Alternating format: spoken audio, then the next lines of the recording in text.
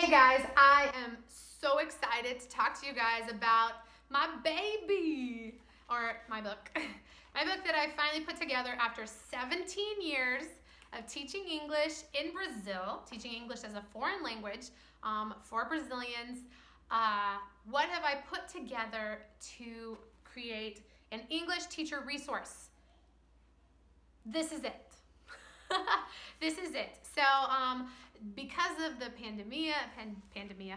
because of the pandemic, I found the necessity of having basically all of this online. So on my website, 5minutesoffergie.com, you can go to Teaching Tuesday, and it has all of these classes. So in this book is all the resources and handouts that you need to do 8 different courses. Okay? 8 different courses in teaching English. So we start off with beginning English with Portuguese help. So I found that a lot of my Portuguese speakers, they need the class in Portuguese to start where they feel comfortable and then branch out into learning a new language. I feel like most of you learning a new language, if you were learning Portuguese, you would want help in your original language, your heart language, to be able to understand the new language, to help you feel comfortable. You always connect with what the student already knows and then bring them slowly forward the next step. If you just say, hey guys, I'm over here, come to where I'm at, they can get lost and confused and not great. So, beginning English with Portuguese help is the bulk of the class is actually in Portuguese. My not so great Portuguese, but it's in Portuguese, and then teaching English words easily with music, carefully. And it uses a lot of the further along resources. You can just do it with more scaffolding, I guess you would say, scaffolding help from where they are already at to move them to the next step.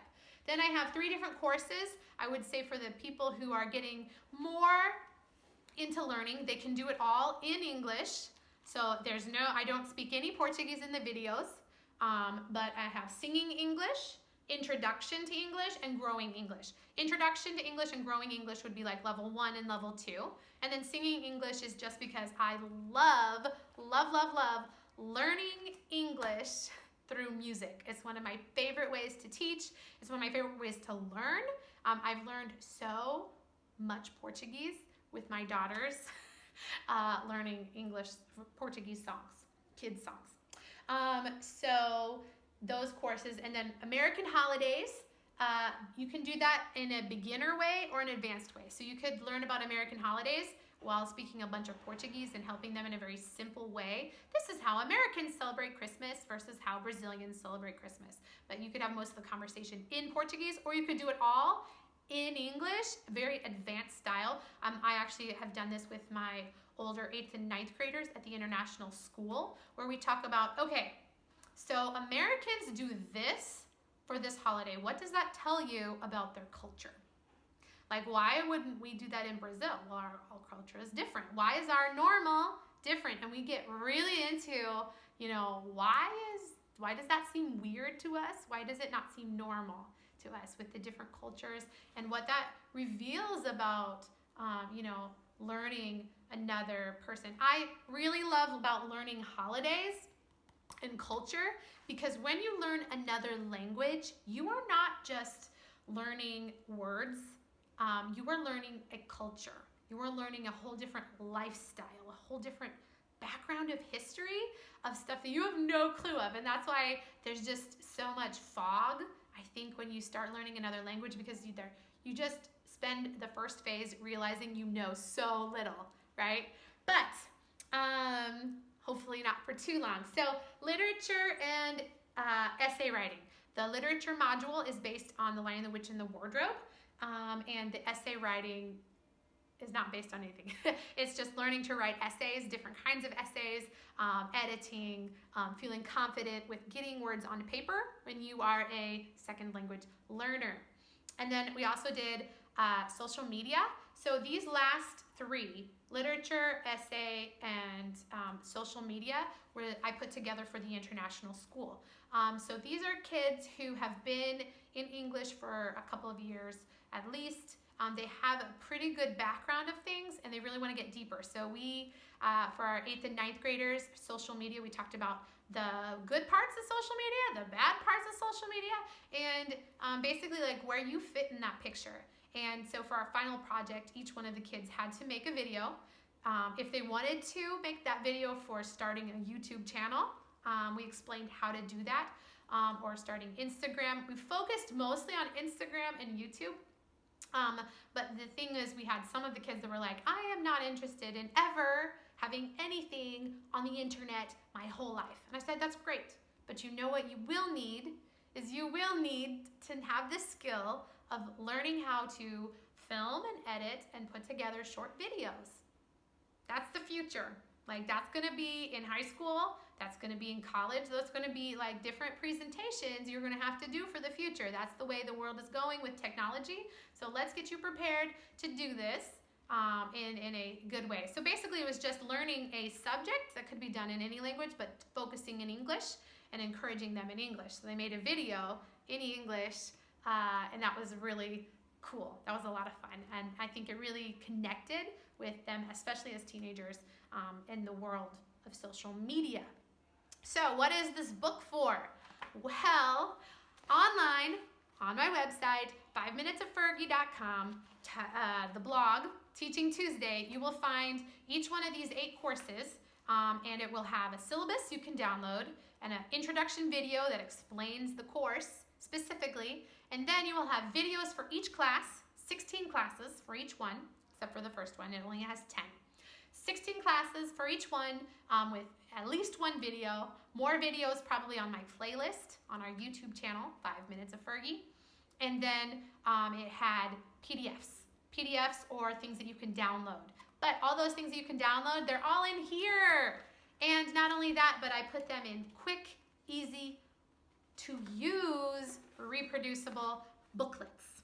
Okay, so for example, Portuguese, beginning English with Portuguese help. This is your syllabus. Your syllabus will have the name of the class, the YouTube video that you will use, 1 or 2, the PDF handout, the homework you can do, and a grading idea scale. You don't have to use it if you want to use it. Then we have actually the resources that you use, all the handouts that you use for this are the ones that you use in the next 3 as well.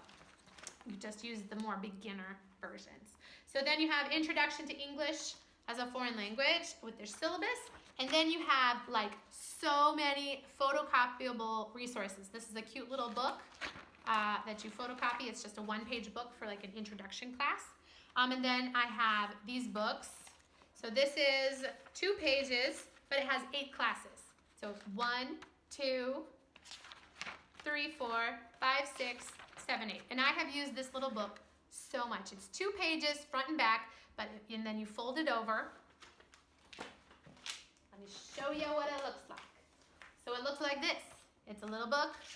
It's a little book with 8 lessons in it. And then I can have this, and I do this for my free classes. I do this for Living Stones. And we go in and we do 8 classes teaching them basic English, and then they get to take this home.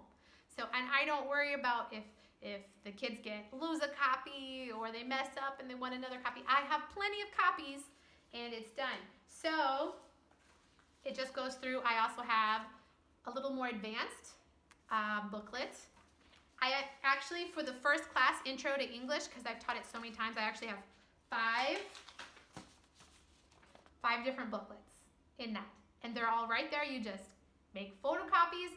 Photocopies is super easy to do in Brazil. Thank you, Jesus. And then, yeah, and then you go on, and then you have Growing English in the book. And it has 3 different books. 3 different books, and you just photocopy them, fold them over. You can use those 3 different books. You can choose, you might say, hey, this class is more advanced. We do better with this worksheet than that worksheet. Choose your worksheet. Do whatever. It's online or in my beautiful teacher resource book that I love so much. So yeah, it has all 8 of those classes. Super, super proud of this. At the end, it also has some extra teacher resources of stuff that I found, like playing games, having the kids write in English and do a presentation. So I loved this in class. They always wanted to go play games for English. And I was like, okay, but I'm going to be lazy. You have to find the game in English, plan the game in English, present the game, so they had to do a presentation in English, and then that class, we would leave the classroom and go play their game, but they had to fill out this worksheet.